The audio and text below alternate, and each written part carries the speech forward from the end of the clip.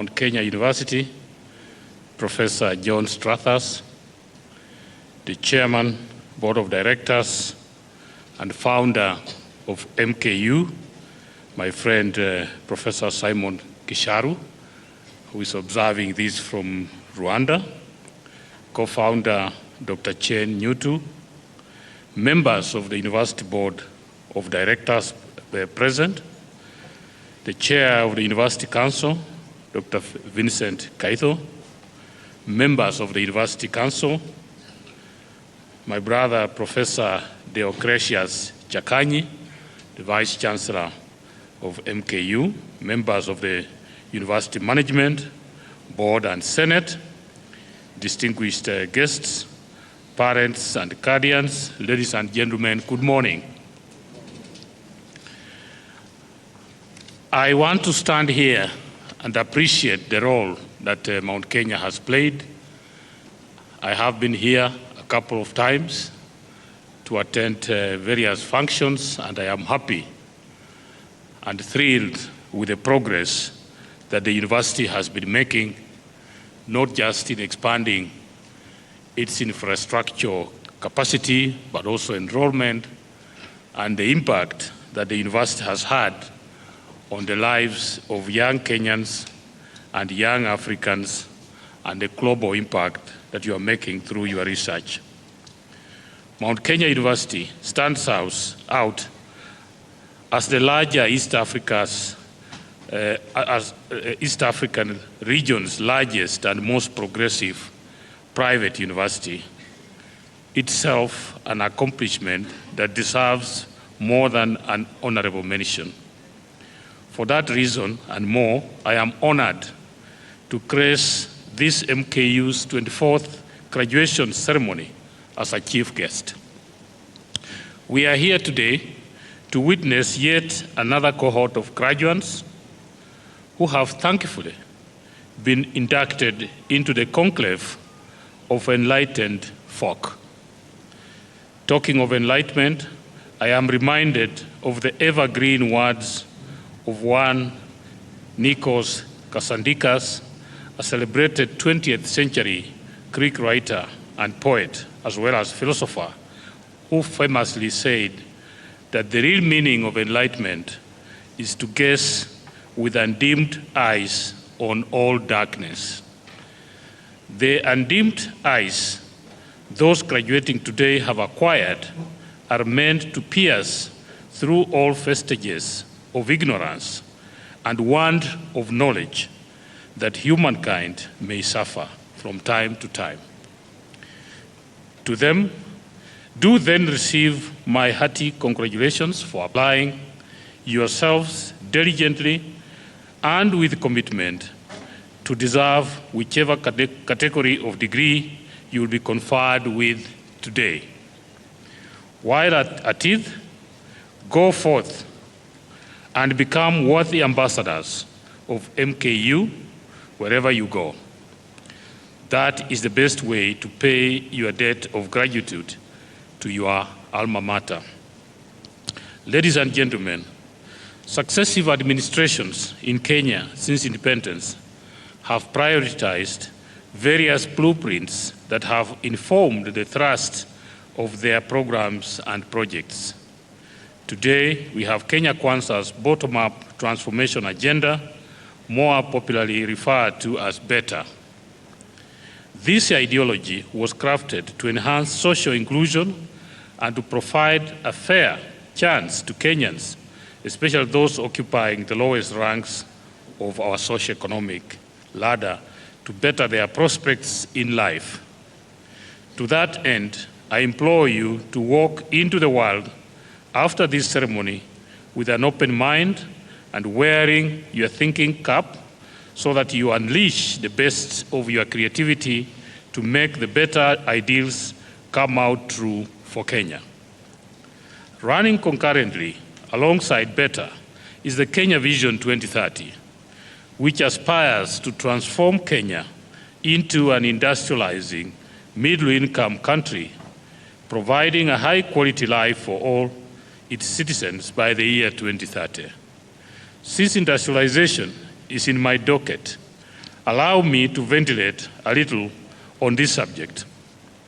Oftentimes, many of us in Africa treat industrialization as if it's an alien to our inherent DNA.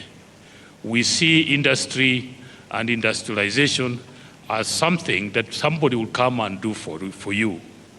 We have not appreciated that this country will only industrialize when each one of us is able to invest in small cottage industries in the backyards of our homes, where we'll be able to convert raw materials into finished products that can then be sold in the market. In reality, ladies and gentlemen, nothing is further from the truth. Way before Africa's colonial encounter, there were blacksmiths that made tools and weaponry from metal using folk knowledge. That alone goes a long way to confirm that the African sensibility in manufacturing predates colonialism. There is no reason whatsoever why we should not rekindle our manufacturing intuition and make it part of the heritage that we shall claim our space within the unfolding fourth industrial revolution. And while at it, I want to state that there is no country that has prospered by consuming other people's products. As you know, as you leave this place with all the knowledge and ideas and all innovations that you want to make, I want to make sure that, and want to implore Kenyans that they learn the art of consuming what is made in Kenya. We want you, as you develop your products, as you sell those products, I want to ask Kenyans that the time has come when Kenyans must consume what is made in Kenya. That is the only way that we can grow this country together and support the government's policy of Buy Kenya, Build Kenya. That way, we shall enlarge our national cake, we shall improve the cost of living, we shall cut the high cost of living and grow the prosperity of this motherland called Kenya. What is required of us now is to deliberately hone a dependable set of skills and scale up requisite awareness to conform to Kenya's desired future as envisaged in Vision 2030. To succeed, we should now prioritize research as the cornerstone of a thriving industrial economy replete with inbuilt cultural intuitiveness towards manufacturing. And fortunately, the university is the natural home for research, and I want to congratulate you for the many products and many innovations that you have produced. And as a Ministry for Investments, Trade and Industry, we want to work with you to turn these innovations into products that can be sold and consumed by Kenyans so that we can grow our economy. Because, Mr. Chancellor, sir, every time that a country imports products from another country, we export jobs. So, because there's somebody that is making those products in the country where you are manufacturing. So for us to be able to create jobs within this country, we want to encourage Kenyans to consume what is made in Kenya, to encourage many Kenyans to start to add value, to produce made in Kenya products, so that together we can grow as a nation. Ladies and gentlemen, changing times demand new lenses if we are to experience the fullest surrender value of any human endeavor. Our system of education has to similarly keep regenerating to keep tabs on the ever-changing demands and challenges of our time. We can no longer entertain a system of education, for instance, that enforces elitism at the expense of the impartation of skills that portend the answers to pragmatic solutions that directly address such subjects as climate change, green industrialization, sustainable development, smart agriculture, and green energy, just to name a few. Indeed, elitism, propagated oftentimes unwittingly by tertiary curricula trends usually obscure our ability to produce graduates who are ready to make their hands dirty and subject the knowledge they acquire to further inquiry and application. Ideally, therefore, acquiring a degree must unyoke graduates from pigeonholes and assorted limited intellectual confines that stifle the very purpose of pursuing knowledge. Instead, a degree should broaden one's ability to ideate and to seek synthesis between theory and practice. That is the way to disassemble barricades that dim prospects for transcendent human achievement and to overcome the ever-elusive triumph over the perils associated with determined human conventions. Ladies and gentlemen, now more specifically to MKU's 24th convocation graduates, I urge you to build a character that can drape you with honor and respect wherever you go. To achieve that, you ought to embrace humility at the bare minimum. You will enjoy the fruits of your educational journey more if you elect to be a graceful holder, not a rough-hewn welder of a degree. Being well-tempered earns you an appeal the ungainly can only dream of, giving you head start that opens limitless doors, be it in the public sector or in the private sector.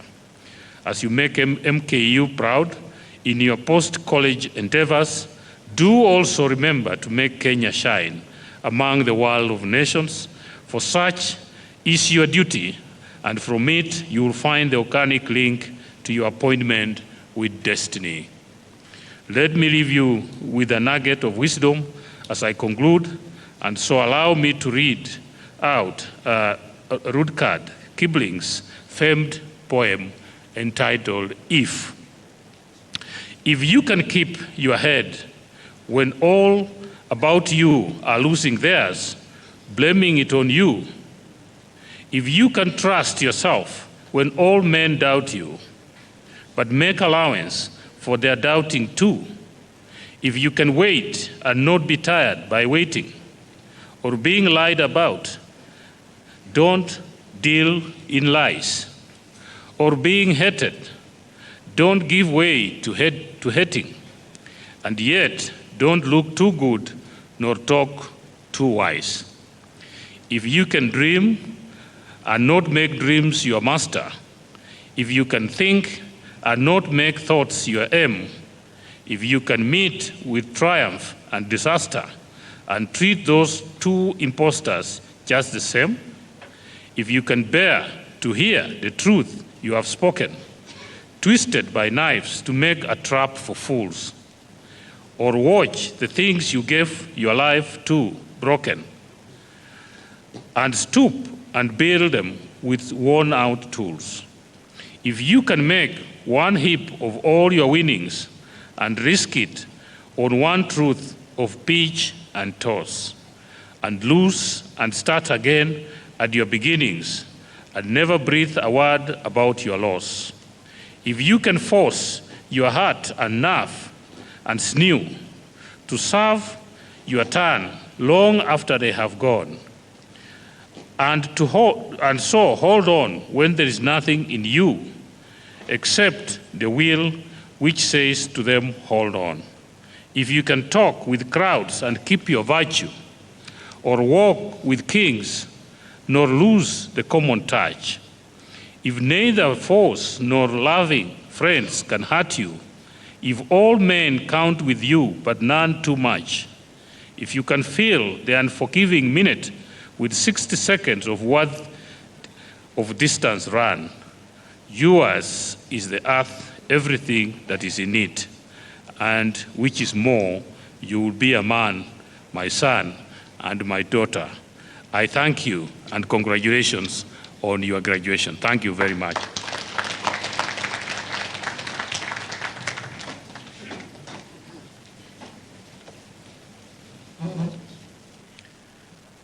Ladies and gentlemen, allow me to invite the Chancellor of Mount Kenya University, Professor John Strother, to address the congregation.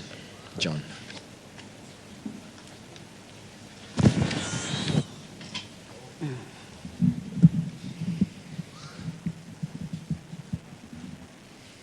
Chief guest, Dr. Juma Mukwana, Principal Secretary, State Department for Industry, Ministry of Investments, Trade and Industry,